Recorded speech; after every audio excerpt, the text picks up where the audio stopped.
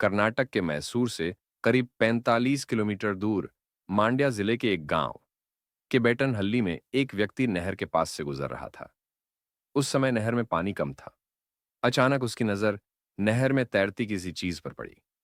जिज्ञासा के कारण वह नहर के करीब गया और जो देखा उसे देखकर डर के मारे कांप उठा। नहर में एक इंसानी लाश पड़ी थी, लेकिन उसका ऊपरी हिस्सा यानी कमर से ऊपर का भाग गायब था। यह देख वह आदमी घबरा गया और वहां से भागते हुए गांव में जाकर लोगों को बताया। इसके बाद पुलिस को सूचना दी गई। पुलिस तुरंत मौके पर पहुंची और लाश को नहर से बाहर निकाला। यह लाश किसी महिला की थी, लेकिन उसका सिर और ऊपरी शरीर गायब होने की वजह से पहचान करना मुश्किल था।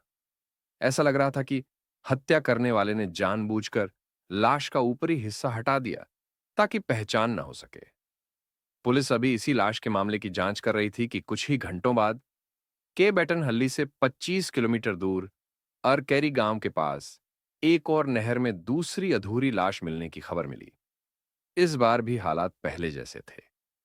यह भी एक महिला की लाश थी और इसका भी सिर और ऊपरी हिस्सा गायब था। पुलिस को पहले लगा कि यह दूसरी लाश दरअसल पहली वाली लाश का ही बचा हुआ हिस्सा है, लेकिन जब नहर से निकाला गया तो यह एक अलग महिला की लाश निकली। अब पुलिस के सामने साफ हो गया कि दोनों हत्याएं किसी एक ही व्यक्ति ने की हैं। जांच में 3 बातें सामने आईं। दोनों लाशें महिलाओं की थीं। दोनों का ऊपरी हिस्सा गायब था। दोनों को अलग-अलग नहरों में 25 किलोमीटर के दायरे में फेंका गया था। पुलिस ने दोनों लाशों के ऊपरी हिस्से को बहुत खोजा, लेकिन कुछ नहीं मिला। बिना चेहरे के उनकी पहचान भी नहीं हो सकी। जांच आगे नहीं बढ़ पा रही थी। इसलिए पुलिस ने इस केस को दूसरे एंगल से खंगालना शुरू कर दिया। कर्नाटक पुलिस ने इस मामले को सुलझाने के लिए अपनी सबसे बेहतरीन 45 पुलिस अधिकारियों की एक टीम बनाई और जांच के लिए 9 अलग-अलग टीमें तैयार की। साथ ही 2 तकनीकी टीमें भी गठित की गईं, जिनका काम पूरे राज्य में दर्ज 25 से 35 साल की लापता महिलाओं की रिपोर्ट खंगालना था। ऐसा इसलिए किया गया क्योंकि पोस्टमार्टम रिपोर्ट से पता चला कि दोनों मृत महिलाओं की उम्र भी इसी दायरे में थी। पुलिस ने पूरे राज्य से लापता महिलाओं का डेटा इकट्ठा किया। आंकड़ों के अनुसार उस समय कर्नाटक में 1116 महिलाएं लापता थीं। अब पुलिस उन महिलाओं की तलाश करने लगी जिनकी जानकारी इन लाशों से मेल खा सकती थी। इसके अलावा पुलिस ने 10,000 पर्चे छपवाकर आसपास के इलाकों में बांटे ताकि कोई पहचान का दावा करे, लेकिन कोई सफलता नहीं मिली। जांच जारी रही, लेकिन कई दिन बीत गए, फिर हफ्ते और फिर 2 महीने गुजर गए। फिर भी पुलिस को कोई ठोस सुराग नहीं मिला। हालांकि पुलिस पूरी मेहनत और ईमानदारी से अपना काम कर रही थी। लगभग 2 महीने बाद एक सब इंस्पेक्टर ने एक नई कड़ी को खंगालना शुरू किया। ये कड़ी थी मांड्या से करीब 77 किलोमीटर दूर चामराजनगर शहर में लापता हुई एक महिला, गीता उर्फ पुत्थी। सब इंस्पेक्टर गीता के घर पहुंचे और उसके परिवार से कुछ सवाल किए। इसके बाद उन्होंने गीता की कुछ तस्वीरें देखने की इच्छा जताई। जब वे पुरानी तस्वीरें देख रहे थे, तो एक फोटो में उन्हें ऐसा सुराग मिला जिसने इस केस को सुलझाने में अहम भूमिका निभाई। दरअसल उस तस्वीर में गीता ने जो कपड़े पहने थे, वही रंग और डिजाइन के कपड़े पुलिस को क्राइम सीन पर मिले थे। इससे यह साफ हो गया कि नहर में मिली 2 लाशों में से एक लाश चामराजनगर की रहने वाली गीता की थी। आखिरकार पुलिस के हाथ एक ठोस सुराग लग गया था, जिससे हत्यारे तक पहुंचने का रास्ता खुल गया। पुलिस ने गीता के परिवार से उसका मोबाइल नंबर लिया और उसकी कॉल डिटेल्स खंगालनी शुरू की। पुलिस ने यह भी जांचा कि घटना वाले दिन गीता ने किससे बात की थी और उसकी आखिरी लोकेशन कहां थी। लोकेशन ट्रेस करने पर पता चला कि उसकी आखिरी मौजूदगी मांड्या में थी। जांच के दौरान पुलिस को एक संदिग्ध नंबर मिला, जिससे गीता से कई बार बातचीत हुई थी। यह नंबर 35 साल का था, सिद्धलिंगप्पा का था, जो बेंगलुरु के पीनिया इंडस्ट्रियल एरिया के एक कारखाने में काम करता था। वह शादीशुदा था और अपने परिवार के साथ बेंगलुरु में रहता था। पुलिस ने सिद्धलिंगप्पा को उसके घर से गिरफ्तार किया और जब उससे गीता के बारे में पूछा गया, तो उसने उसे पहचानने से इनकार कर दिया।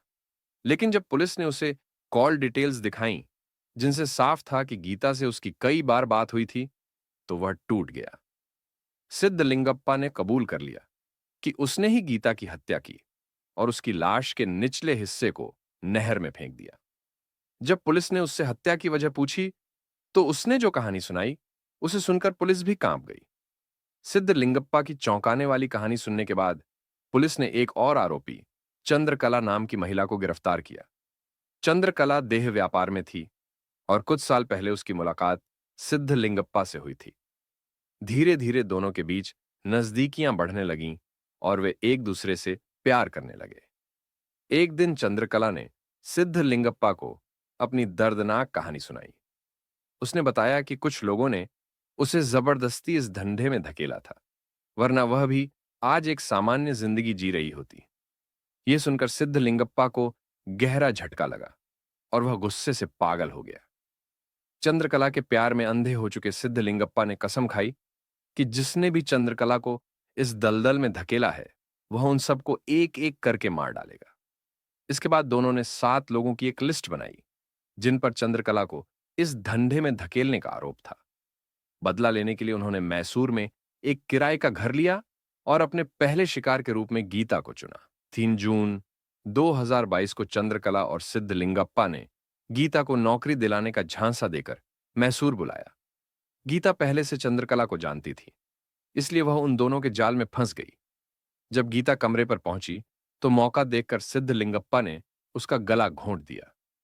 जब उसकी सांसें रुक गईं, तो दोनों ने उसकी लाश को कमर से 2 हिस्सों में काट दिया। इसके बाद सिद्धलिंगप्पा ने बाइक चलाई, जबकि चंद्रकला लाश के एक हिस्से को बोरे में भरकर पीछे बैठ गई। उन्होंने पहले लाश के एक हिस्से को ठिकाने लगाया और फिर दूसरे हिस्से को भी उसी तरह अलग नहर में फेंक दिया। गीता की हत्या के बाद उन्होंने उसके गहने और पैसे भी लूट लिए। जब पुलिस ने दूसरी अधकटी लाश के बारे में पूछा, तो सिद्धलिंगप्पा ने कबूल किया कि वह लाश पार्वती नाम की एक महिला की थी। उसका नाम भी उनकी बदले की लिस्ट में था। 30 मई 2022 को, ठीक गीता की तरह, चंद्रकला और सिद्धलिंगप्पा ने पार्वती को भी नौकरी का झांसा देकर मैसूर बुलाया। फिर उसका गला घोंटकर उसे भी मार दिया और लाश के 2 टुकड़े कर दिए। बाइक से ले जाकर उसके शरीर के दोनों हिस्सों को अलग अलग जगहों पर फेंक दिया। 8 जून 2022 को जब पार्वती और गीता के निचले हिस्से अलग अलग नहरों में मिले, तो पुलिस को इस खौफनाक कहानी का पहला सुराग मिला। गीता की गुमशुदगी की जांच के चलते ही इन दोनों लाशों की गुत्थी सुलझ पाई। अब पुलिस ने सिद्धलिंगप्पा पर सख्ती शुरू कर दी और उसे सख्ती से पूछताछ करने लगी। जब पुलिस ने उसकी लिस्ट के बाकी नामों के बारे में पूछा, तो उसने जो बताया, उसे सुनकर पुलिस एक बार फिर दंग रह गई। सिद्धलिंगप्पा ने पुलिस को बताया कि उसने गीता और पार्वती से पहले भी एक और महिला का कत्ल किया था, जिसका नाम कुमुदा था। कुमुदा भी उसकी बदले की लिस्ट में शामिल थी और वह उसकी पहली शिकार बनी थी। मई 2022 में उसने बेंगलुरु में कुमुदा की हत्या की और उसके भी टुकड़े करके अलग अलग जगहों पर फेंक दिया। इसके बाद 30 मई को पार्वती उसकी दूसरी शिकार बनी और 3 जून को गीता को मारकर उसने अपनी तीसरी हत्या को अंजाम दिया। यानी अब तक उसने अपनी लिस्ट के 3 लोगों को खत्म कर दिया था और बाकी 4 की हत्या की योजना बना रहा था। इसके बाद सिद्धलिंगप्पा ने पुलिस को एक और चौंकाने वाली बात बताई। उसने कहा कि उसने और चंद्रकला ने 7 लोगों की लिस्ट बनाई थी, लेकिन उसने इस लिस्ट में एक और नाम जोड़ दिया था। हैरानी की बात यह थी कि उसकी प्रेमिका चंद्रकला को भी इस बारे में कोई जानकारी नहीं थी। जब पुलिस ने उससे पूछा कि वह 8वां नाम किसका था, तो सिद्धलिंगप्पा ने जो जवाब दिया, वह किसी को भी दहला सकता था। उसने बताया कि वह नाम और कोई नहीं, बल्कि चंद्रकला का ही था। यानी उसकी अगली शिकार उसकी अपनी प्रेमिका चंद्रकला थी। पुलिस हैरान रह गई कि जिस चंद्रकला के लिए सिद्धलिंगप्पा ने 3 महिलाओं को बेरहमी से मार डाला और 4 और को खत्म करने की साजिश रच रहा था, आखिर वही उसकी अगली शिकार क्यों बन गई। इस पर सिद्धलिंगप्पा ने बताया कि चंद्रकला ही इस पूरे अपराध की इकलौती गवाह थी। उसे डर था कि अगर चंद्रकला कभी पुलिस के हाथ लग गई, तो वह सारा राज खोल देगी और उसे भी फंसा देगी। इसी डर की वजह से उसने चंद्रकला को भी मारने का फैसला कर लिया था। पुलिस ने सही समय पर कार्रवाई करते हुए इस खतरनाक सीरियल किलर को गिरफ्तार कर लिया। अगर पुलिस ने उसे पकड़ने में जरा भी देरी की होती, तो वह चंद्रकला के अलावा 4 और लोगों की हत्या कर चुका होता। इस मामले की जांच करने वाली पुलिस टीम ने बेहतरीन काम किया और उन्हें इस सफलता के लिए नकद इनाम भी दिया गया। हालांकि पुलिस की जांच आगे भी जारी रही और वे लाशों के ऊपर के हिस्सों को खोजने में जुटे रहे। लेकिन इस भयानक अपराध के दोषियों सिद्धलिंगप्पा और चंद्रकला दोनों को उनके कुकर्मों की सजा मिल गई और वे जेल भेज दिए गए। यह घटना सिर्फ एक अपराध की कहानी नहीं, बल्कि एक सीख भी है। हमें सतर्क और जागरूक रहने की जरूरत है ताकि हम ऐसे जाल में न फंसें। इस घटना से आपको क्या सीख मिलती है? अपनी राय कमेंट बॉक्स में जरूर बताएं।